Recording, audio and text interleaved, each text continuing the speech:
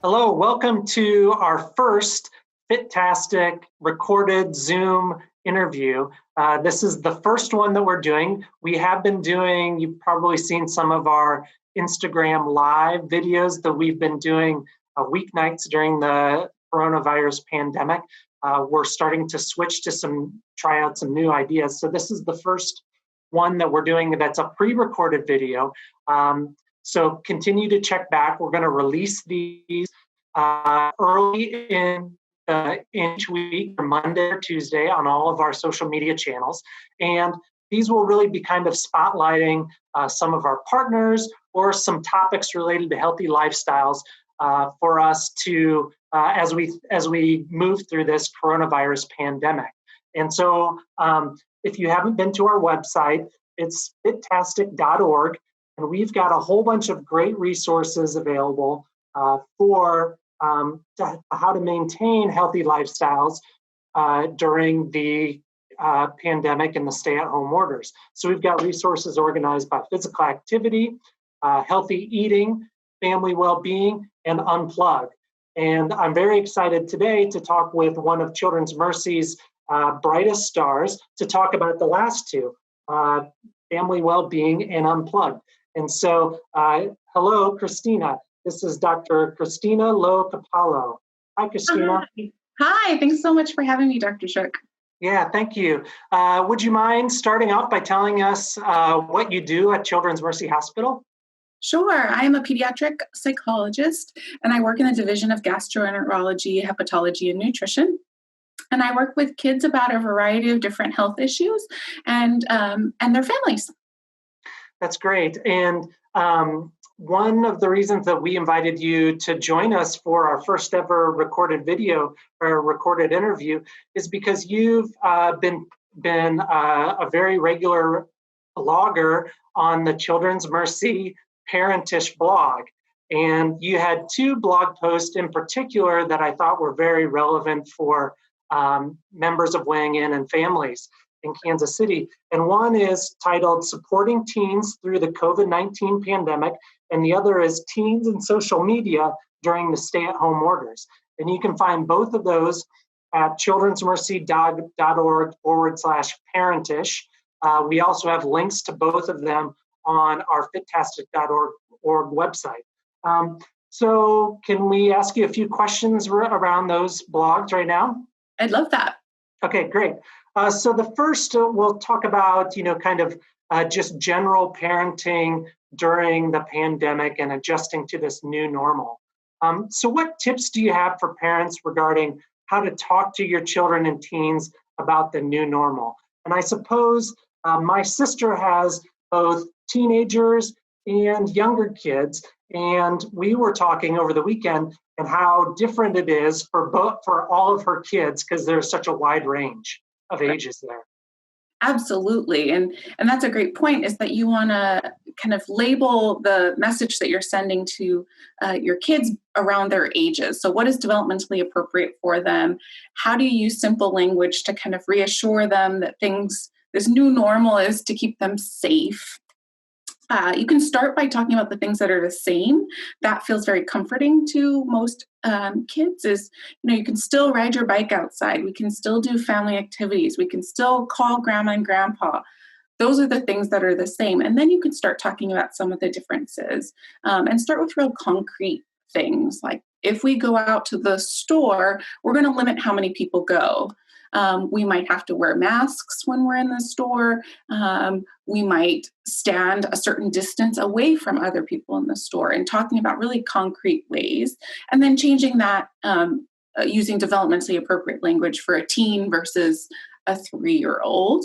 And then inviting them to ask questions, talk about what they already know, ask you questions about what they don't know, and then making the extra step to check back in with them in a couple of hours, in a couple of days, because it's amazing what they think about in between that conversation and then the check-in. So those are some basic tips. And then briefly talk a little bit about the things you can do to be safe. Those are really good tips. And, we're starting kind of a new phase now where things are starting to open up a little bit. Summer is here. And so we're now maybe not staying home all of the time, but still some of our things that we might normally do are still being impacted. And I think across society, you're starting to see kind of a wide range of the activities that people are starting to do. And so how do you talk to kids about if they're feeling pressured to do more activities than what you might feel is safe right now? That's a great question. I think it starts as an open discussion. So you have to acknowledge that their lives and their whole worlds have changed, and that they're going to have pretty strong feelings about that. I've talked to lots of teens who are missing their proms, they're missing their graduations, they're missing their friends, and that's all a brand new experience for them. So talking to them about how they're feeling about it and the things that are coming up and what they'd like to participate in, so that you can have that back and forth dialogue about how to modify some of those activities to make them safer.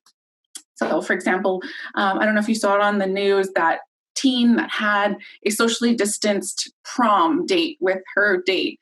I mean, finding all these new and innovative ways to connect with other people, but also kind of relaying that it's a family decision. And so you need to talk through the risks and the benefits of all of those things. They start to see people merging and doing more activities and finding ways they can do things in a modified way or connect with people so that they can still have that social connection that teens and all kids really are looking for. Those are good tips. What about kind of three of the big ways to keep us and others safe during this time are wearing a mask, washing your hands, avoiding touching your face. How can we communicate those types of messages and those activities and the importance of those activities to our kids? That's great. Yes. So for young kids, it's a lot harder. For older teens, you can often just explain these are the steps that you need to take, and they're able to incorporate that. Now, that may be different if you have a teen with a developmental disability, for example. You may need to adopt some of the other strategies, but in general, for example, if you want a kid to learn to wear a mask, you're going to have to practice at home using small increments of time at first. So you might practice for 2 minutes initially and gradually increase that time as they get more comfortable with it. You might pair that with a preferred activity. So, you want some Nintendo Switch time? We're going to wear our mask while we play that to make it more of a fun activity. You can also reward them for practicing wearing their masks at home with you. And then for younger kids, you can have them be involved in picking out what it looks like, or decorating their mask, or having even a stuffed animal or a toy wear a mask to help them kind of understand. For really young kids, if they're very hesitant, you can even talk about all the really cool people who wear masks: firefighters, jet pilots, superheroes all wear masks. And kids are really excited to be a part of that if you can explain it in that way. For touching our face, it is really hard. I've found myself, I touch my face constantly. And now that I'm aware of it, I try to be cognizant, but invite your kids to catch you touching your face. So help kids or give kids permission to point it out to their parents. That raises their awareness, but it's not you nagging them and getting at them at all times. Also, if our hands are busy, I'm a hand talker. If our hands are busy, they're not touching our face. So give kids things to hold, objects to hold on to, put their hands in their pockets, because if you're doing those things, you can't touch your face, or you're less likely to touch your face. And then think about ways to just remind them gently. So maybe having a cue word that signals that they're touching their face instead of repeating, "Don't touch your face," 12, 15, 20 times an hour, which then gets into this back and forth you don't want. And then finally, for washing hands, practice, practice, practice, and make it as fun as you can. I don't know if you saw that video of The Rock singing the songs from Moana with his daughter washing her hands. It doesn't have to be just the ABCs. It can be anything that makes it fun. And then tie it to a routine for your family. So maybe if you're out and you're doing something as a family, and you come in, it's part of, you hang your coat up and then you go wash your hands, and we all do it together. Those simple tips will really make it a lot easier.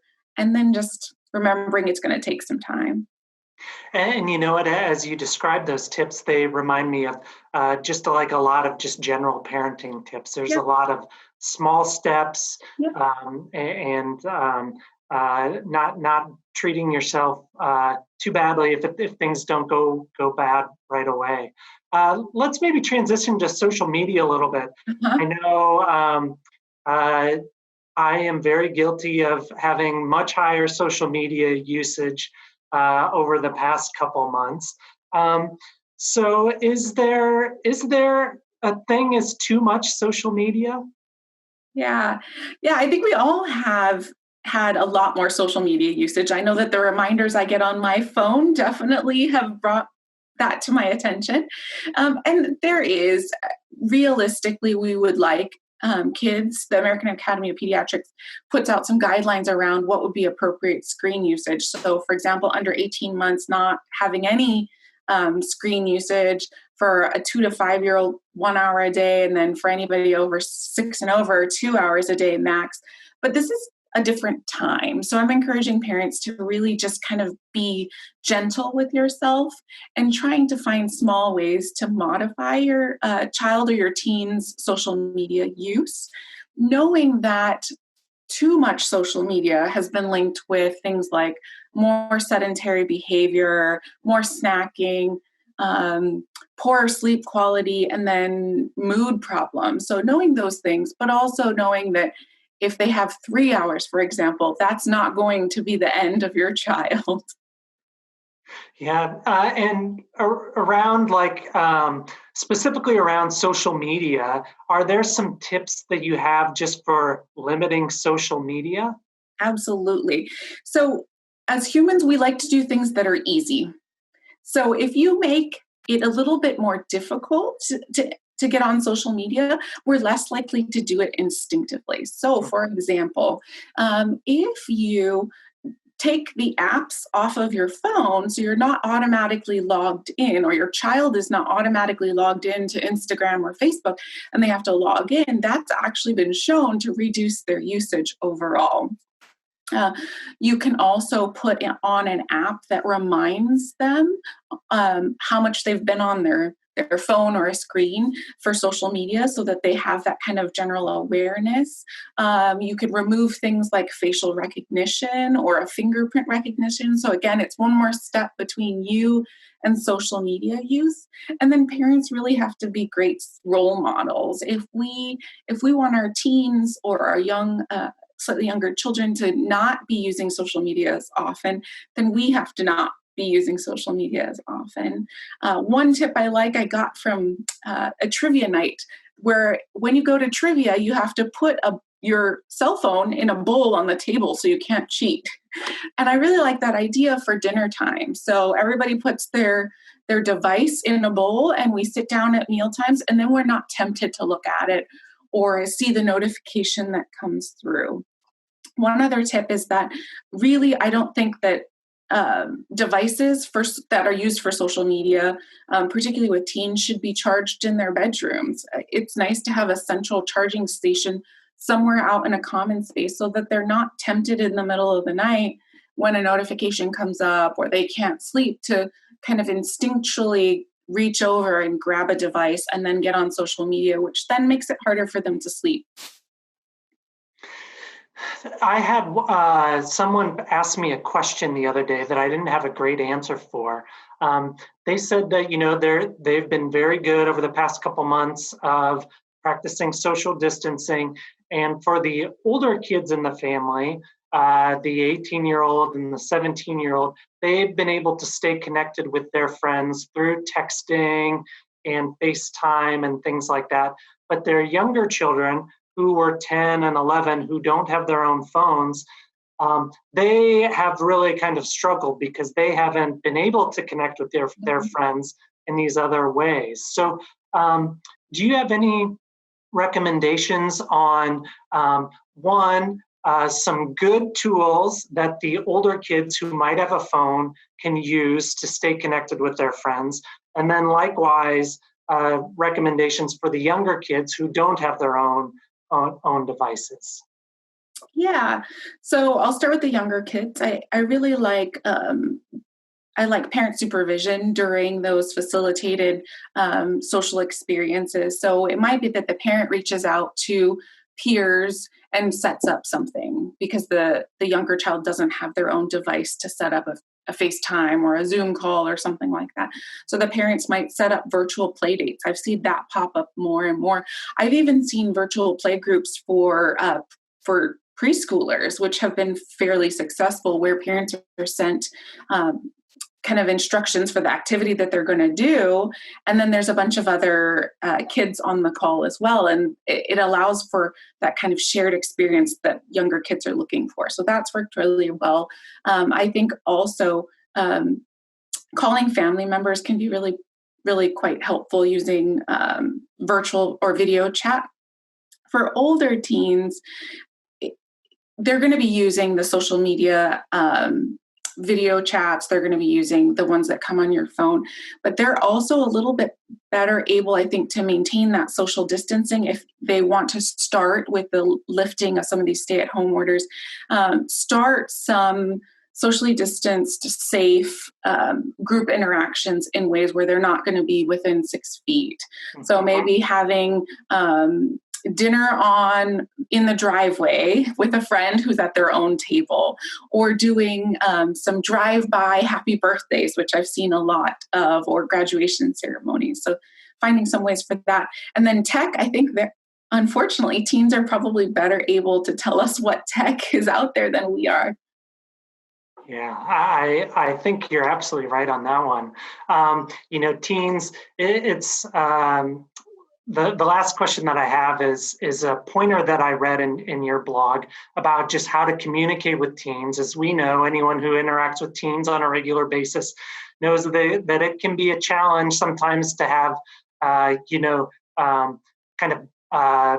deeper conversations, non-superficial conversations with a teen.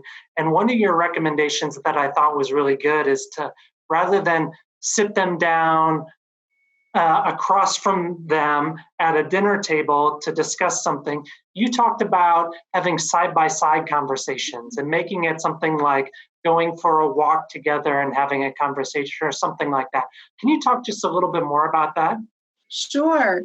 I love side-by-side conversations, and I don't think I realized that my own mother did it with me when I was a teen, but I think they work really well. The notion is that if I don't feel kind of interrogated by that face-to-face, one-on-one kind of intense conversation, I'm much more willing to kind of open up and have a conversation. So it can be taking a walk with your teen and just asking some open-ended questions like, how are you feeling about what's going on? Or what's one thing that you miss the most pre-COVID? And then kind of allowing them the space to explore that while you're doing something else. Physical activity is particularly good.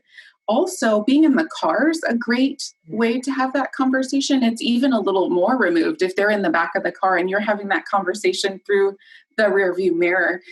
They just feel safer to have kind of an open discussion and dialogue. That's a really great tip, and I'm going to take that one for sure and put it to practice with the teens that I interact with. Well, this has been a really great conversation.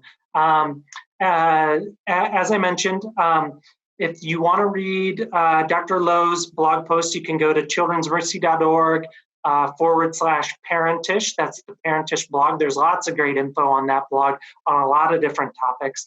We also have links on Fit-Tastic.org.